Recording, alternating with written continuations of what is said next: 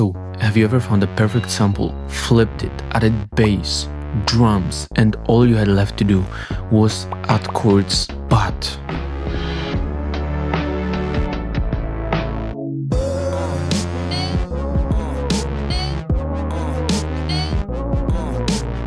so here are 3 steps to add chords to samples so good you can't make trash beats. Starting with the first one, find the root notes of your sample. Okay, so obviously finding the root notes of your sample is the first logical step in actually adding your chords, but I'm gonna actually show you a couple of tricks that are gonna make it way easier for you to find the root notes of your samples. And I'm actually gonna explain to you the difference between the root notes and bass notes of your sample, because I actually see a lot of people get tripped up on that part. So for this beat, I actually went ahead and sampled one of the songs from our Sample Academy's weekly samples, and it's called Southern Ballad by Blackjack. And so this is exactly the part I used.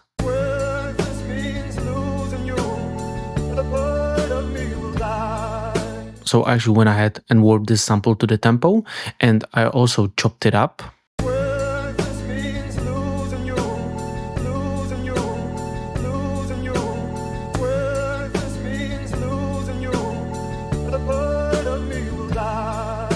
And so now that we actually have our sample figured out, we can get into trying to find the root notes of our sample. So I'm gonna first of all show you these 2 EQ tricks. So the first one is we just grab an EQ and we put a low pass filter on it and drag it down right around to 500 Hertz.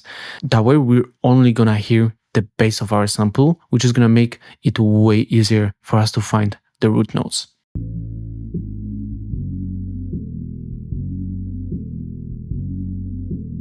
And before I actually show you the second EQ trick, let's try to get our bass and start to mess around with it to find some of the notes.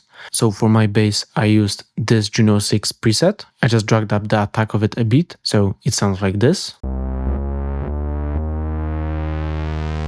And so now I'm just gonna try to follow the bass of my sample by the ear.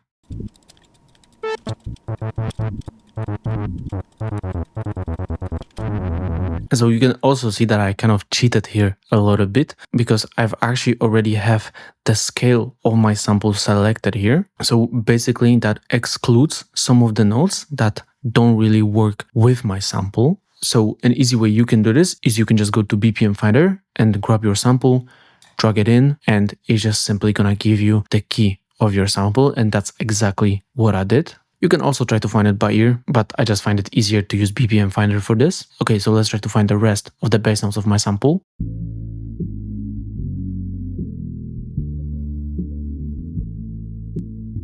So I think this just repeats here. So let me copy it.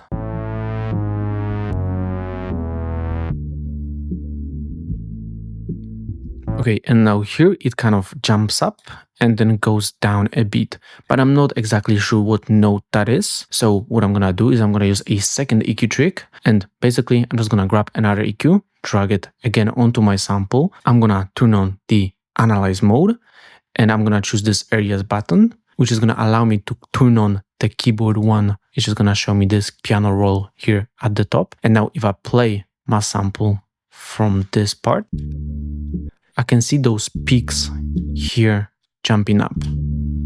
And so one of those peaks is my bass line. And so usually it's gonna be the lowest one. So that's what I'm gonna go for. I'm gonna go for the lowest one here. And I'm just gonna try to put this little thing in the middle of that peak. And it says it's a D note. And so, okay, I'm gonna try to put that into my piano roll. So I'm just gonna put in a D note and let's see if it sounds correct.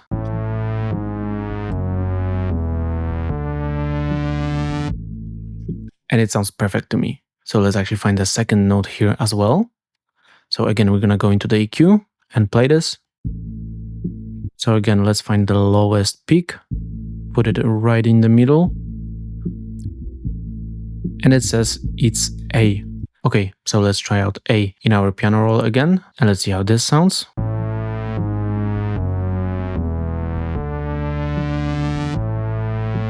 Yeah, and that sounds pretty much perfect to me. Okay, so let me also quickly explain what is the difference between the root note and the accent note.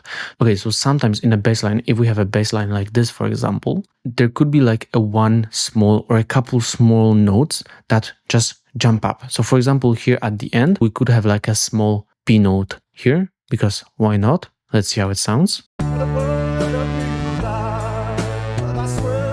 Maybe not B note, let's try the C sharp.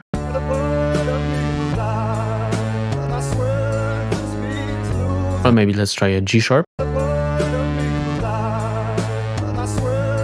And it sounds kind of correct. All of those notes sound kind of correct. But what you have to watch out for is that this G sharp is not actually our root note. That's because bass notes and root notes are not actually the same. Usually they're very similar and they're very close to each other, but root notes actually affect the mood and the sound of our chord, while our bass line doesn't do that. So for example, we can have like a jumpy note somewhere. We could jump up here to like E2. I mean, maybe not E2, but we could jump up here to like A. And so this A note, it's not gonna change our root note.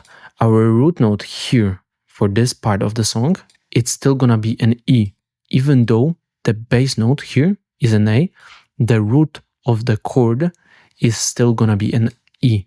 So you need to keep that in mind, that sometimes when you have a bass line and sometimes it jumps up to like a different note, or we have like a small note playing a little bit differently in a higher pitch or a lower pitch, you need to be wary of those notes, because usually those small notes are not actually the root notes we're looking for. We're looking for the bigger notes that actually affect how our chord sounds.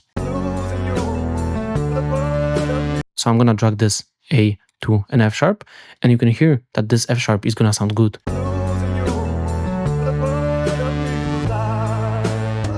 However, this F sharp and this G sharp, they're not our root notes. Our actual root notes is this E and this A. Okay, and so the second step is chord progressions. So I'm actually not going to be using this bass line because I kind of modified the sample a little bit. And so what I did with my sample is I just stem separated it because I just wanted the vocals, and I actually added a little bit of processing. I added this reverb and I added this EQ to tame some of the frequencies, and the sample now is gonna sound like this.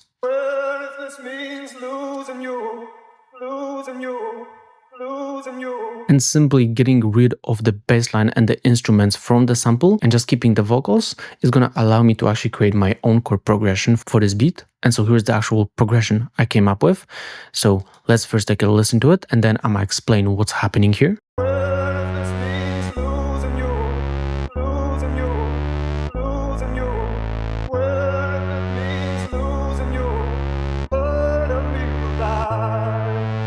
And so one thing you need to know when it comes to chord progressions is that different chords have different feelings. And so basically we name the chord progression based on the number of the note. So let me actually move this to the side and create a new MIDI. And so here, if you take a look at, my key is A major. So the A note is gonna be the first note in my scale. So usually that first note is just called the 1, right? And going up in my scale, it's actually just gonna follow the numbers. So A is gonna be the 1, B is gonna be 2, C sharp is gonna be 3, D is gonna be 4, 5, 6, 7, and back to 1, because we're going back to the A. So now different chords feel differently. So for example, the chord 1 and 6, so 1 is gonna be our A, and then the 6th chord, which in this case our 6th chord is gonna be F sharp, they're gonna both feel like home. So always the first and the 6th note of the scale is gonna feel like home. But obviously there's some difference between them, because A is the original home, because it's our root note, it's our key of the scale, so it's gonna feel like the original home. And the F sharp, the 6th, it's gonna feel like this alternative version of the home, like a moody version of the home. So next up after that, we got the 5 chord. And so we're gonna go, if A is 1, then the 5 chord is gonna be E, right? So we just go 5 notes up in the scale. And so this is gonna be E, and this is gonna be our 5, which the 5 chord is the highest tension there can be in a progression. So usually the 5 is great to be used right before the 1 and the 6, because that gives you the most resolution when you go from the highest tension back to home. And then we got the 2, 3, 4, and 7. So basically the 2, 3, 4, and 7, they still have tension, right? They still create some kind of tension, but they're a little bit of a lesser version of the tension, right? There's a little bit less of that anticipation of going back to home, whereas with the 5 is the highest it can be, right? And also one thing you need to keep in mind is that 2, 3, 4, and 7, all those notes, they kind of create tension, but they all have a different vibe of tension because they all obviously just sound a little bit different. And so knowing that, we can go back into our progression that I created here, right? And you can see that we're starting with F sharp. So this is our 6. So this is our home. So we're starting with this alternative type of home. And then we're going to the 3 chord, which is going to make us feel a little bit of tension. Up to 4. And then we're going to give the progression a resolution and we're going to go back down to 1. So I didn't actually decide to use the 5 chord because I could have dragged this D up to E and this would give us a little bit more tension.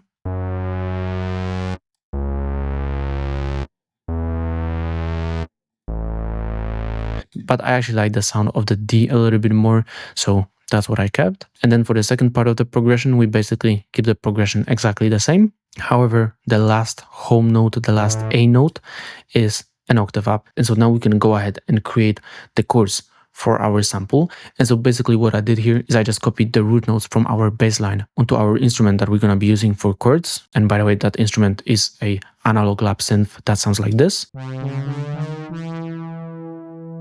And so basically I'm going to grab those root notes, I'm just going to drag them up 2 octaves, and now we can build our chords on top of this. So the easiest way to build up your chords is to use the 1, 3, 5 method. So how do we do that? For the start, we're just going to be using the keys that are in our scale. So obviously we have them colored here. I'm using the A major scale. And so all of the keys that are in A major are colored purple here. And so basically we're going to take whatever note we have. So we're starting off with this F sharp, right? And we're going to treat it as the first note of our chord. And then basically we're going to go in scale 2 notes up.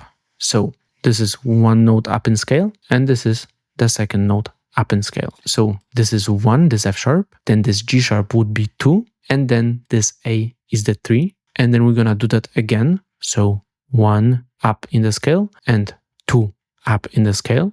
And so this is going to be the 5 because we got F sharp 1, G sharp 2. Remember, we're going in the scale. So for example, this G, we're going to completely skip it. So again, G sharp 2, A is going to be 3, this B is going to be 4, and then this C sharp is going to be 5. And this basic technique is just going to create our chord. So now we're going to do the same for the rest of our notes. So I'm going to grab the C sharp and I'm going to go 2 notes up in the scale. So this is going to be 1, 2. So this is going to be our 3rd note. And then from this again, 1, 2 in the scale. So this is going to be our 5th note. And again, for this D, 1, 2, 1, 2. So the 3rd and the 5th, 1, 2, 1, 2. Again, the 3rd and the 5th. And so this is how our chord progression is going to sound.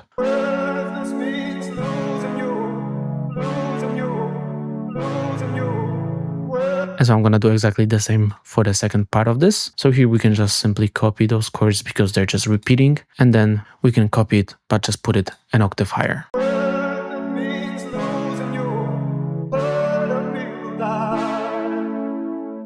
Okay, so just to make it sound a little bit nicer and a little bit closer to what the final result is going to sound like, I'm just going to add this arpeggiator because that's actually what I did for the beat. So it's going to sound like this.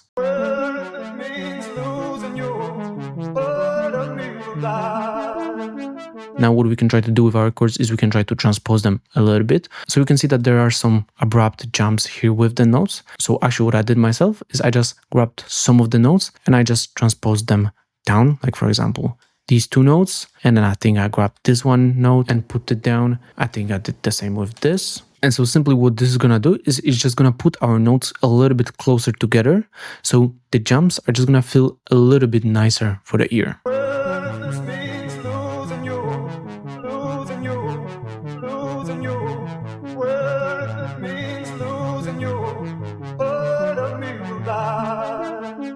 And so actually the last very easy trick to spice up your chords is to grab some of the notes and just make them open. So for example, I'm just gonna grab all of the middle notes here and I'm gonna make them open. So literally what all that means is I'm just gonna put them an octave up and it's already gonna sound so much cooler. And so after messing a little bit more with the chords, transposing some notes up and down and seeing what variations I like the most, here's the final result that I came up with.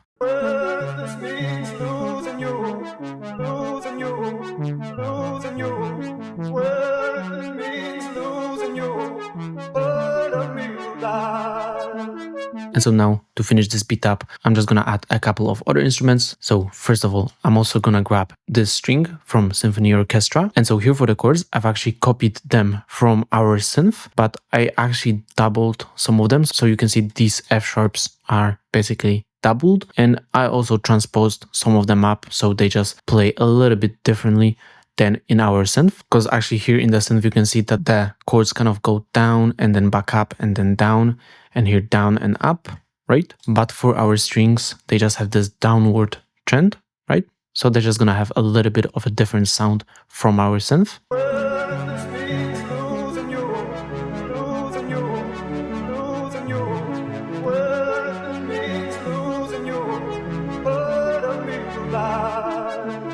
So it's just some very simple variation. Next up, I actually sampled this drum break by Honey Drippers called Impeach the President. And so I chopped it up, I resampled it, and I thickened it up with this kick.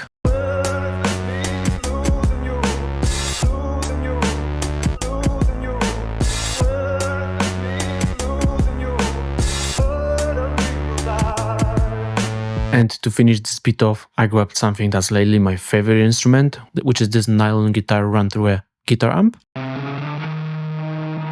and made this simple melody just to finish off the beat.